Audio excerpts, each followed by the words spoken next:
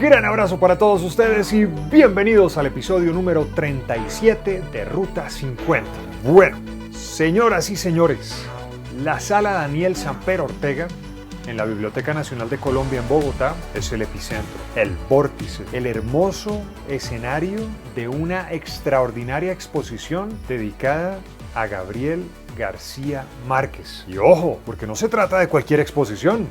La forma en la que está construida la narración de la exposición, digamos que la mayoría de exposiciones que yo he visto al menos de Gabriel García Márquez siempre están como narradas desde lo anecdótico, como desde lo que más se conoce ya de la narrativa de Gabriel García Márquez. Entonces tenemos, pues que no son cosas que sean malas o buenas, sino que simplemente son distintas, como la aparición de las mariposas amarillas o como todo esto que nos refiere al universo de Gabriel García Márquez. Pero esta exposición tiene una lectura muy concreta y es el proceso de profesionalización de Gao. Porque siento que cuando la gente se está acercando a la literatura por primera vez, o como con la ambición de llegar a ser escritor o escritora, ve estas figuras como figuras muy grandes o figuras que son inalcanzables. Entonces como que uno ve a un Gabriel García, o sea, como que la imagen que tiene la gente de Gabriel García Márquez es el Gabriel García Márquez que se ganó el Nobel, ¿sí? Pues a las personas que vengan con esa lectura, que es como mi lectura en la exposición y como mediadora, un poco como que creo que esa es la forma en la que yo hago la mediación, es entender que ser artista es muy difícil, pero requiere un proceso, que uno no se hace artista de un día para otro y no se gana un Nobel del día para otro, sino que todo empieza aquí, o sea, como desde la niñez, desde lo que uno puede conocer, desde lo más intuitivo. Entonces, creo que ese es como el mayor valor, al menos para mí, de la construcción de la exposición. ¡Ah, qué raquera! Jennifer, ¿cómo se concibió, cómo se construyó esta exposición? Porque esto no se trata de... Sí, póngame ese cuadrito allá y córrame ese mueble 2 metros ahí, ya eso, deje ahí que eso la gente no se da cuenta. Empieza en el Harry Ransom Center con una exposición, digamos que no enorme, sino más bien pequeña, y ya luego de eso se lleva a México, que pues es el país donde Gabriel García Márquez pasa una gran parte de su vida. Allí también se alimenta entonces de otros fondos, entonces llega también, por ejemplo, el Museo de Arte Contemporáneo de México, pues llegan también otras personas que tienen pues fondos privados como con cosas que tenían de Gao.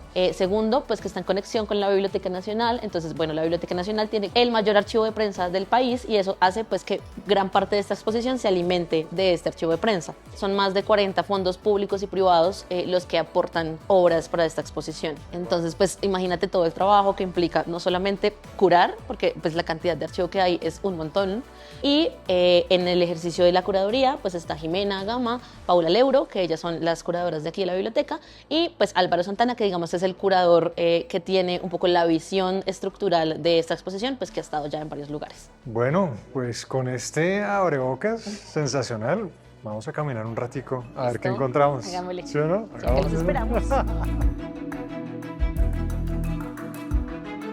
Digamos que esta primera zona nos narra un poco el origen de Gabriel García Márquez. Entonces, esta pintura a mí me parece que es espectacular. Es una pintura que nos narra un poco el contexto más bien social y político en el que está Gabriel García Márquez en su nacimiento. Pues él nace en el 27 y pues la masacre de las bananeras sucede en el 28. Entonces, si bien no es un hecho que está directamente en consecuencia con su propia vida, sí es un hecho pues que contextualmente afecta a su familia o como a su entorno porque es muy cerca de Aracataca. Entonces acá bueno tenemos este cuadro que es el de Débora, que me parece muy bello y muy valioso tenerlo. Débora es pues una de las primeras mujeres artistas del siglo XX y como que son muy relevantes aquí en el contexto colombiano. Y esta fotografía ya de Leo Matis es de Aracataca, lo que te decía inicialmente, y pues que nos permite ver un poco como el contexto de Aracataca en ese momento. Aquí tenemos la casa, esta es la casa de los abuelos de García Márquez, que es donde él crece, la casa que queda en Aracataca, pues que ya no existe, y allá está el interior. Entonces, pues esta casa ya, eso fue antecitos de que la casa fuera transformada para convertirse en museo, y este pues que es el plano que dibuja él en el año 78. Digamos que no hay mucho registro visual de Gabriel García Márquez, se dice que era muy buen dibujante, pero pues no continuó dibujando, es lo que se dice. Yo quisiera creer que sí. Y ese de allá que es la ilustración del 71, que es el de Remedios la Bella subiendo al cielo. Entonces, por eso quisiera pensar yo, al menos, que no dejo de dibujar, sino que más bien simplemente no tenemos ese archivo. Este a mí me encanta porque digamos que la gente cuando imagina Macondo o qué es Macondo, pues piensa que es como una palabra inventada o como un concepto inventado por Gabriel García Márquez.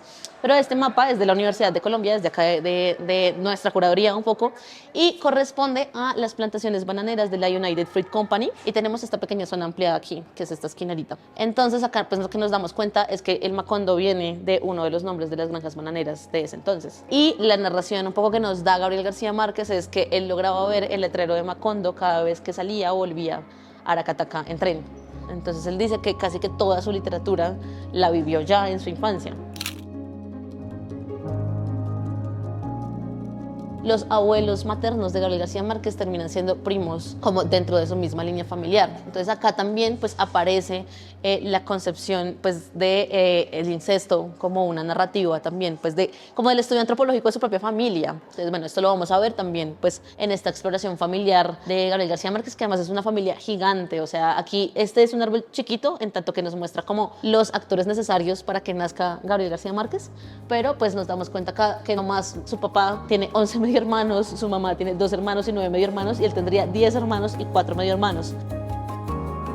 Termina su bachillerato en el masculino de Zipaquirá, que es un colegio en el que se gana una beca del Ministerio de Educación, y luego se viene para Bogotá a continuar sus estudios profesionales. Él empieza estudiando Derecho, que tenemos esta boleta que es relevante, que empieza en el 47 a estudiar, y vemos sus notas, que son como 4.3, 5, bueno, hay algunos 2.5 ahí como. Pero en el segundo año pierde todas las materias porque no asiste a ninguna clase. Entonces ahí pasan varias cosas. La primera, se da cuenta que ya quiere convertirse en escritor, entonces ya él no hace lecturas de ocio porque sí, sino que empieza a buscar o a hacerse preguntas de cuáles son los autores o los libros que en ese momento están marcando como una línea de partida o una partición más bien en la literatura pues contemporánea como de ese momento. Entonces acá tenemos bueno, algunas lecturas que me parecen chéveres de ver, que bueno, la primera es esta, que es casi que la lectura que cambia la vida de Gabriel García Márquez y que lo inspira a escribir, que es La Metamorfosis de Kafka, y que este en especial es el ejemplar que lee Gabriel García Márquez. Entonces tiene ahí como un apunte en el título, que es como La Metamorfosis, el rincón de las pesadillas.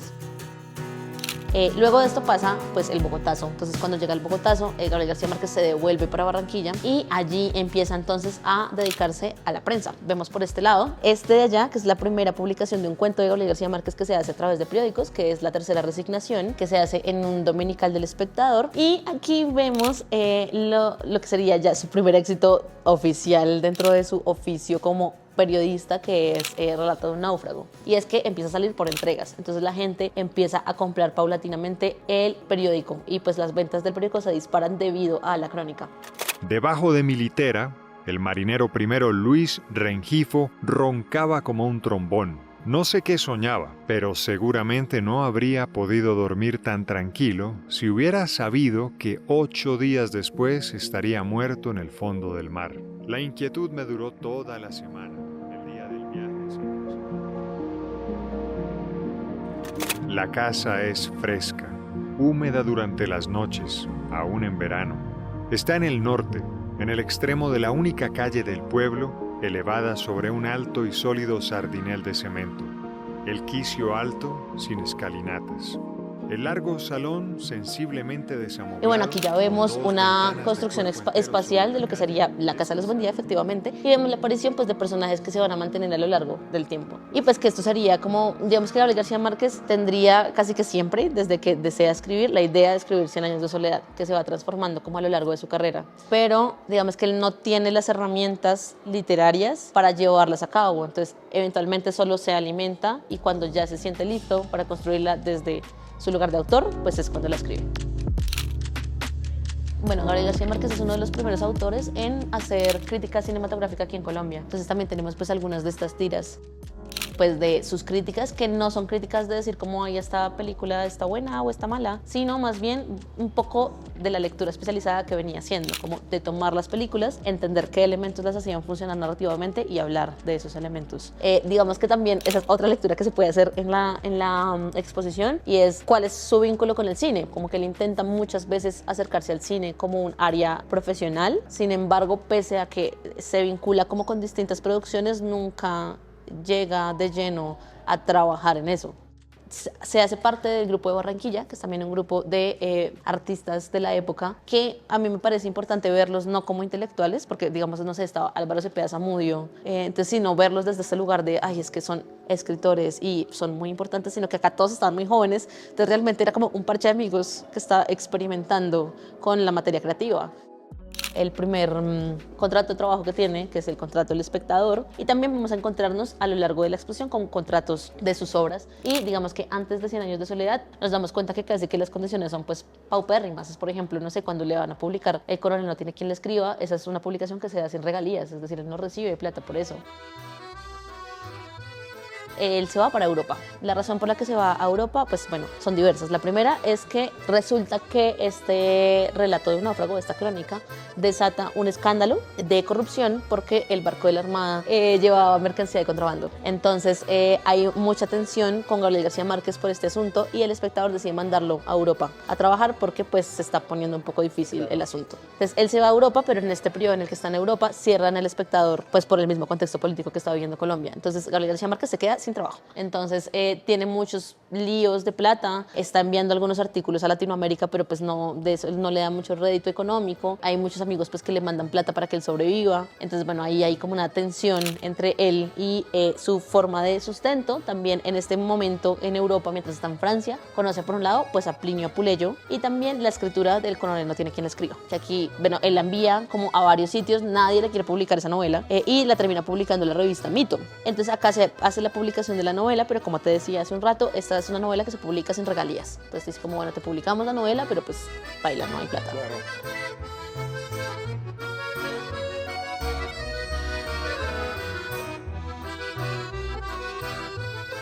Entonces tenemos un montón de material de archivo de cartas, de intercambios con Guillermo Cano, pues que él casi que va a ser su padrino periodístico aquí en el país. Mi querido Guillermo, los rumores, no confirmados hasta hoy por la prensa francesa, de que el espectador había dejado de salir, me mantenían en una ansiosa expectativa. Aquí ha llegado la noticia del desbarajuste económico del gobierno, de las cauciones escandalosas. También con Plinio Apuleyo. Compay, te escribí hace no sé cuántos.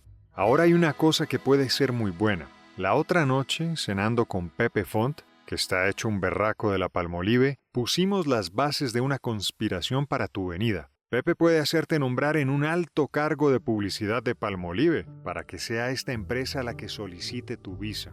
Y que me parece muy bello porque primero, bueno, las cartas finalmente son privadas, entonces también tienen otro tono que no es el tono del autor, ¿no?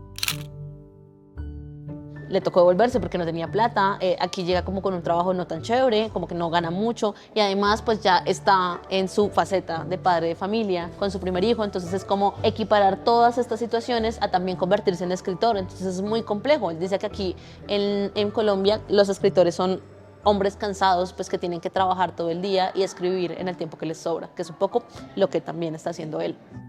100 años de soledad, bueno, se escribiría en México, tiene una esposa que la apoya, que es maravillosa, que es Mercedes, y que aquí resalto mucho su aparición porque Mercedes se encargaría económicamente de todos los gastos de la casa y también se encargaría pues emocionalmente de la crianza de los hijos mientras Gabriel García Márquez se sienta a escribir la novela. Entonces por eso tenemos esa cita de allá que a mí me gusta mucho, que es de Mercedes, que es ahora lo único que falta es que esta novela sea mala porque hay pues un sacrificio económico grande. Entonces vemos aquí esta fotografía que es la de la casa donde él se encierra literalmente a escribir la novela. Se escribe desde el año 65 hasta el año 66 durante 14 meses. Pues el manuscrito tendría 490 páginas, si mal no estoy, sería el manuscrito final. También acá, bueno, mantenemos esta que es la máquina de escribir con la que termina de escribir 100 años de soledad. Él empezaría escribiendo con una Torpedo 18, que es la que vemos ahí en la fotografía, es más viejita, pero esta es una de las primeras máquinas portables y eléctricas que hay en el mercado.